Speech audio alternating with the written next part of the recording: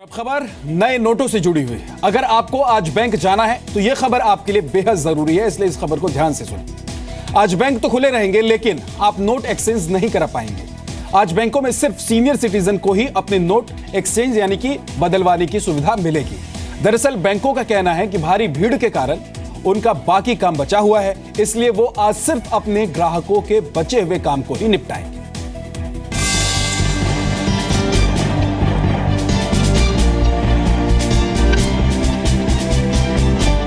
दिन बीतने के साथ बैंक और एटीएम के बाहर लोगों की लाइन तो छोटी होने लगी है, लेकिन अब भी मुश्किलें बरकरार हैं। इस बीच इंडियन बैंक्स एसोसिएशन ने शनिवार के लिए कुछ नए नियमों का ऐलान किया।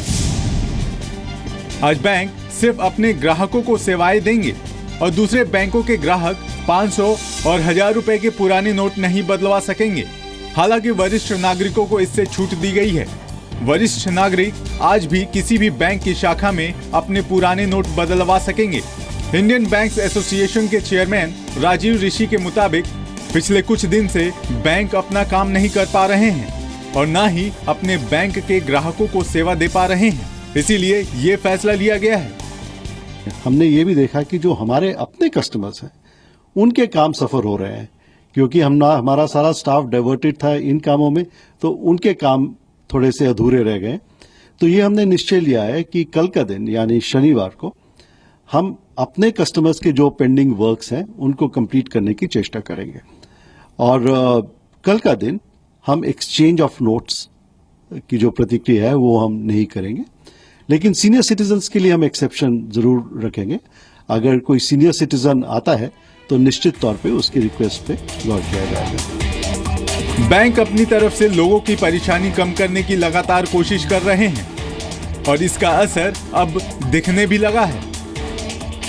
दिल्ली के कनॉट प्लेस के स्टेट बैंक ऑफ पटियाला में मौजूद हूँ, लेकिन इस बैंक में भीड़ बिल्कुल भी नहीं है। आप देख सकते हैं तस्वीरों में लाइन जो है वो छोटी छोटी लाइनें हैं और लोगों का जो नंबर है वो बहुत जल्दी आ रहा है और बैंक में हर चीज़ जो है सिस्टमेटिक ढंग से हो रही है।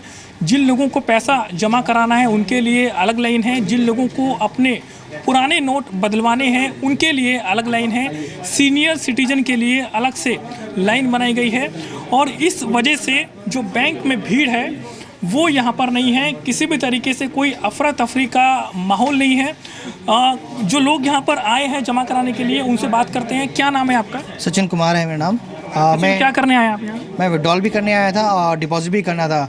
विड्रॉल में भी मुझे हार्डली 5 से 7 मिनट लगे हैं एंड वाइफ के अकाउंट में डिपॉजिट कराया था, उसमें भी 5 से 10 मिनट लगे हैं और बड़ी स्मूथली काम। जल्दी आपका काम हो गया? हाँ, ऑलमोस्ट जल्दी काम हो गया है और बाकी यहाँ का स्टाफ भी हमारा काफ़ी कोऑपरेटिव है, ऐसी काफ़ी लाइन में प्रॉपर तरह से काम चल रहा है, इसलिए कोई दिक्कत नहीं आ रही है। और जो बैंक के मैनेजर हैं उनसे बात करते हैं। सर, बिल्कुल भीड़ नहीं है, सब चीज़ें नॉर्मल हैं एकदम?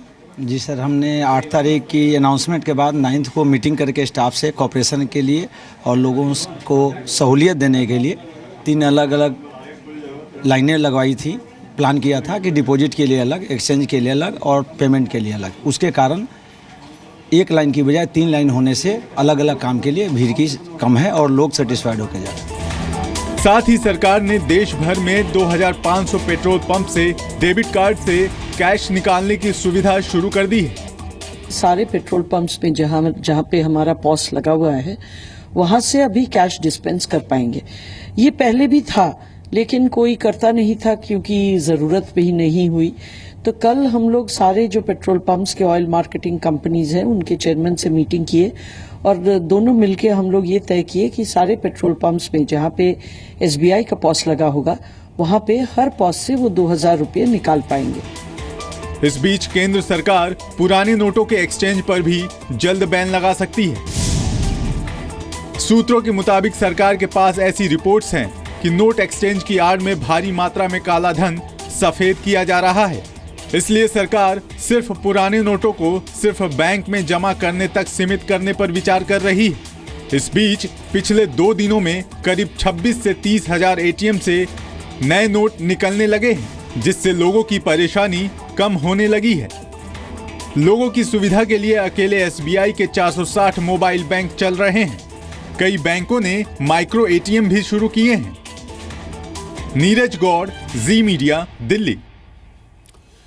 नोट बैन पर सियासत थमने का नाम नहीं ले रही है। सरकार और विपक्ष आमने सामने है। पीएम मोदी ने बीजेपी सांसदों से नए नोटों के फायदे की जानकारी लोगों तक पहुंचाने की अपील की है। वहीं विपक्ष है कि इस मुद्दे पर संसद नहीं चलने दे रहा है। इस बीच योग गुरु बाबा रामदेव ने प्रधानमंत्री नरेंद्र मोदी की जान को खतरे की भी आशंका जताई है।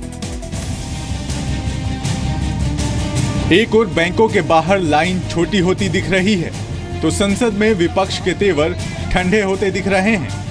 वहीं दूसरी ओर नोट बैन की योजना को सही तरीके से लागू करने के बाद अब बीजेपी ने सियासी लड़ाई जीतने की कोशिशें तेज कर दी हैं। बीजेपी ने सांसदों की फौज उतारकर नोट बैन पर सरकार की कोशिशों को लोगों तक पहुंचाने की योजना तैयार की है।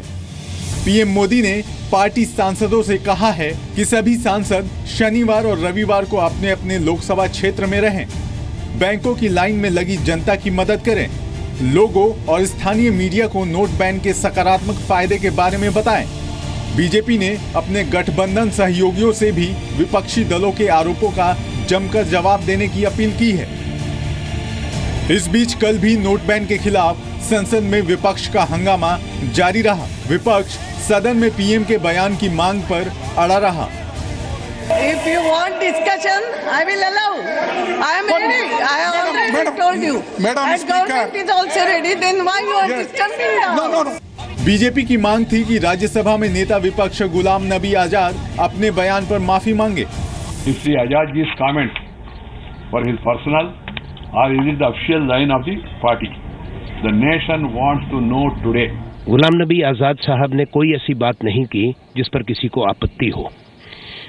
मैं बीजेपी को ये कहना चाहता हूँ, गुलाम नबी आजाद सिर्फ नेता प्रतिपक्ष नहीं रहे हैं, जम्मू कश्मीर के मुख्यमंत्री रहे। संसद में विपक्ष के हंगामे के बाद लोकसभा की कार्यवाही 21 नवंबर तक स्थगित कर दी गई है। लेकिन इन राजनीतिक हंगामों के बीच योग गुरु बाबा रामदेव ने एक बड़ी आशंका जताई है और कहा कि नोट बैन जैसा कड़ा फैसला लेने की वजह से प्रधानमंत्री नरेंद्र मोदी की जान को खतरा हो सकता है।